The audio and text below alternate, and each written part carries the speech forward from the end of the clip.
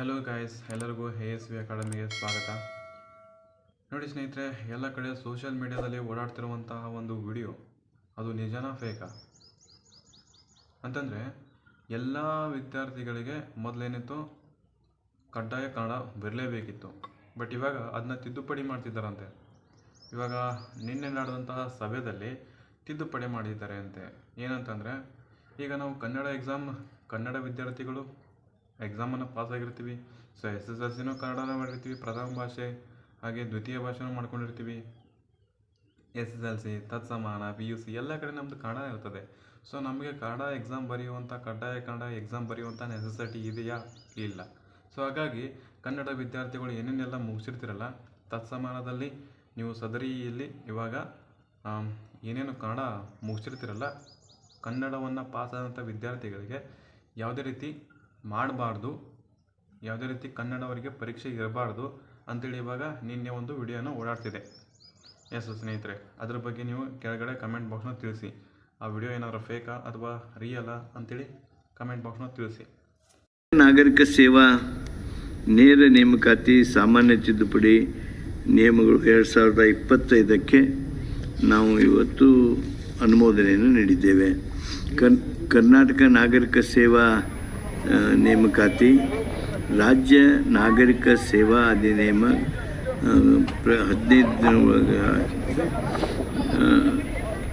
ಈ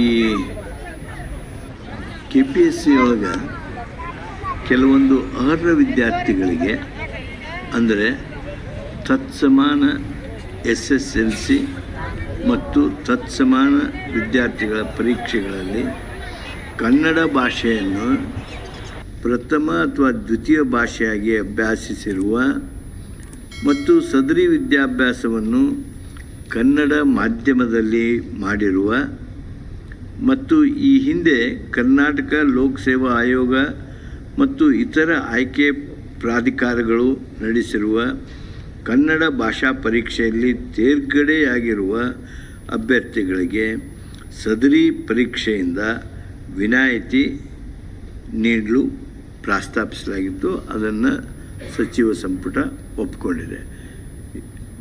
I hope it is clear. Okay, ಮತ್ತು ಇದೇನಾದರೂ ಆದರೆ ನಿಮಗೆ ಹೆಲ್ಪ್ ಆಗುತ್ತಾ? ಕನ್ನಡ ಮಾಧ್ಯಮದ ವಿದ್ಯಾರ್ಥಿಗಳಿಗೆ ಹೆಲ್ಪ್ ಆಗುತ್ತಾ? ಆಬ್ವಿಯಸ್ಲಿ ಆಗುತ್ತೆ. ಹಾಗಿದ್ರೆ ಇಂಗ್ಲೀಷ್ ಮೀಡಿಯಂ ವಿದ್ಯಾರ್ಥಿಗಳು ಏನು ಮಾಡಬೇಕು? ಅದು ಒಂದು ಕೂಡ ನೋಡಬೇಕಲ್ಲ. ನೋಡೋಣ, ನಿಮ್ಮ ಕಮೆಂಟನ್ನು ಮಾಡಿ ಹೆಂಗೆ ಉತ್ತರ ಕೊಡ್ತೀರಾ ನಾನು ನೋಡ್ತೀನಿ. ಸ್ನೇಹಿತರೆ, ಎಲ್ಲರೂ ಬರೆಯುವಂಥ ಅವಶ್ಯಕತೆ ಇಲ್ಲ. ಸೊ ಯಾರ್ಯಾರೆಲ್ಲ ಕನ್ನಡ ಮಾಧ್ಯಮ ವಿದ್ಯಾರ್ಥಿಗಳಿದ್ದೀರೋ ಅವ್ರಿಗೊಂದು ಗುಡ್ ನ್ಯೂಸ್ ಅಂತ ಆಗಿರ್ತದೆ. ಮತ್ತು ಇನ್ನೊಂದು ಕಡೆ ಸೊ 2 ದಿನ ಕಾಲಾವಕಾಶ ಬೇಕು ಅಂಥೇಳಿ CM ಅವರು ಕೇಳಿದ್ದಾರೆ. ಮಾನ್ಯ CM ಅವರು 2 ದಿನ ಕಾಲಾವಕಾಶ ಬೇಕು ಅಂತ ಇದ್ರ ಬಗ್ಗೆ ನಾವು ಚರ್ಚಿಸಿ ನಿಮಗೆ ನ್ಯಾಯವನ್ನು ಕೊಡಿಸುವಂಥ ವ್ಯವಸ್ಥೆ ಮಾಡ್ತೀವಿ ಅಂತೇಳಿ ಮಾನ್ಯ ಸಿದ್ದರಾಮಯ್ಯ ಅವರು ಹೇಳಿದ್ದಾರೆ.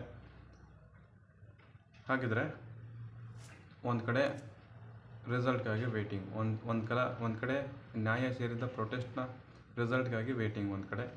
ಇನ್ನೊಂದು ಕಡೆ KATಯಿಂದ 25ನೇ ತಾರೀಕಿವರೆಗೂ ಯಾವುದೇ ರೀತಿ ನೇಮಕ ಮಾಡ್ಕೋಬಾರ್ದು, ಯಾವುದೇ ರೀತಿ ಹೊಸ ಅಧಿಸೂಚನೆ ಹೊರಡಿಸಬಾರ್ದು, ಯಾವುದೇ ರೀತಿ ಪ್ರೊಸೀಜರ್ನ ಕಂಟಿನ್ಯೂ ಮಾಡಬಾರ್ದು, ರಿಸಲ್ಟ್ ಬಿಡಬಾರ್ದು, ಕೀ ಆನ್ಸರ್ ಬಿಡ್ಬೋದು, ಸೆಕೆಂಡ್ ಲಿಸ್ಟ್ ಬಿಡ್ಬೋದು, ಎನಿಥಿಂಗ್. ಸೊ ಅದು ಮಾಡಬಾರ್ದು. ಯಾವುದೇ ರೀತಿ ಏನು ಮೂವನ್ನ ಮಾಡೋಕ್ಕೆ ಹೋಗಬೇಡಿ ಅಂತೇಳಿ 25ನೇ ತಾರೀಕಿನ ತನಕ KAT, KS ಅವರಿಗೆ, KPSC ಅವರಿಗೆ ಒಂದು ಆಜ್ಞೆಯನ್ನು ನೀಡಿದೆ. ಅದಂತೂ ನಿಮಗೆ ಗೊತ್ತಿದೆ. ಓಕೆ, ಇನ್ನೊಂದು ಕಡೆ ನೋಡಿದಾಗ ನಮ್ಮ ಹೆಮ್ಮೆಯ ಪ್ರತಿಷ್ಠಿತ ಕೋಚಿಂಗ್ ಸೆಂಟರ್ಗಳು, ಎಲ್ಲ ಅಂತಲ್ಲ, ಕೆಲವೊಂದಿಷ್ಟು ಕೋಚಿಂಗ್ ಸೆಂಟರ್ಗಳು ಇದನ್ನೇ ಬಿಸ್ನೆಸ್ ಮಾಡಿಕೊಂಡು ಇದನ್ನು ಲಾಭವನ್ನು ತಕ್ಕೊಂಡು ಆಲ್ರೆಡಿ ಮೇನ್ಸ್ಗೆ ಯಾವ ರೀತಿ ಪ್ರಿಪ್ರೇಷನ್ ಮಾಡೋದು, ಆಲ್ರೆಡಿ ಮೇನ್ಸ್ಗೆ ಹೆಂಗೆ ರೆಡಿ ಆಗೋದು, ಹೆಂಗೆ ಪಾಸ್ ಆಗೋದು ಅಂತ ಕ್ಲಾಸನ್ನು ಮಾಡ್ತಿದ್ದಾವೆ. ಸೊ ಮೇನ್ಸ್ಗೆ ಕ್ಲಾಸನ್ನು ಮಾಡ್ತಿರ್ತವೆ ಇವಾಗ ಕೋಚಿಂಗ್ ಸೆಂಟ್ರ್ಗಳು. ಸೊ ಒಂದು ಕಡೆ ಎಕ್ಸಾಮ್ ಆಗಬೇಕೋ ಬೇಡ, ಒಂದು ಕಡೆ 1:15 ಇದ್ದಿದ್ದು 1:20 ಏನೋ ಮಾಡ್ತಾರೆ. ಸೊ ರಿಸ್ಯೂನ ಹೆಚ್ಚಿಗೆ ಮಾಡ್ತಾರಂತೆ ಒಂದು ಕಡೆ. ಒಂದು ಕಡೆ ಎಲ್ಲ ವಿದ್ಯಾರ್ಥಿಗಳ ಬೇಡಿಕೆ ಏನಂತಂದರೆ ಮರು ನೋಟಿಫಿಕೇಷನ್ ಆಗಬೇಕು, ಮತ್ತೆ ನೋಟಿಫಿಕೇಷನ್ ಆಗಬೇಕು, ಅಂದರೆ ಹೊಸ ನೋಟಿಫಿಕೇಷನ್ ಆಗಬೇಕು. ಇದು ಕ್ಯಾನ್ಸಲ್ ಮಾಡಿಬಿಟ್ರಿ, ಇದನ್ನು ರದ್ದು ಮಾಡಿಬಿಟ್ರಿ, ನಮಗೆ ಇದು ಬೇಡ, ಹೊಸದನ್ನು ರೆಡಿ ಮಾಡಿ, ಹೊಸದನ್ನು ಬಿಡಿ. ಒಂದು ಸ್ವಲ್ಪ ಬ್ಯಾಕ್ಲಾಗ್ ಇದಾವಲ್ಲ ಅವುಗಳನ್ನ ಕೂಡಿಸಿ ಒಂದು 600ವರೆಗೂ ಪೋಸ್ಟ್ ಆಗುತ್ತೆ ಬಿಡಿ ಅಂತ ನಮ್ಮ ಒಂದು ಮನವಿ. ಸೊ ಕೋಚಿಂಗ್ ಸೆಂಟ್ರದವರು ಇದನ್ನು ಬಿಸ್ನೆಸ್ಸನ್ನು ಮಾಡ್ತಿರ್ತಾರೆ. ಸೊ ಮೇನ್ಸ್ ಯಾವ ರೀತಿ ಪಾಸ್ ಆಗೋದು, ಮೇನ್ಸ್ಗೆ ಕ್ಲಾಸನ್ನು ಮಾಡ್ತಿರ್ತಾರೆ. ಸೊ ಅದ್ರ ಬಗ್ಗೆ ನೀವೇನಾದರೂ ಅನಿಸಿಕೆ ಇದ್ದರೆ ಕೆಳಗಡೆ ಕಮೆಂಟ್ ಬಾಕ್ಸ್ನ ತಿಳಿಸಿ.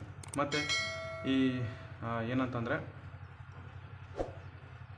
ಇದು ಕನ್ನಡದಲ್ಲಿ ಎಲ್ಲರಿಗೂ ಎಕ್ಸಾಮ್ ಇಲ್ಲ. ಸೊ ಇಂಗ್ಲೀಷ್ ಮೀಡಿಯಮ್ ವಿದ್ಯಾರ್ಥಿಗಳಿಗೆ ಮಾತ್ರ ಕಡ್ಡಾಯ ಕನ್ನಡ ಅಂತ ಇದೆ ಇನ್ಮೇಲೆ. ಸೊ ನಿಮ್ಗೆ ಅದ್ರ ಬಗ್ಗೆ ಏನಾದರೂ ಆಕ್ಷೇಪಣೆ ಇದೆಯಾ ಅಥವಾ ಇದ್ರ ಬಗ್ಗೆ ನಿಮಗೆ ಖುಷಿ ಇದೆಯಾ ಅದನ್ನು ಕಮೆಂಟ್ ಬಾಕ್ಸ್ನ ತಿಳಿಸಿ.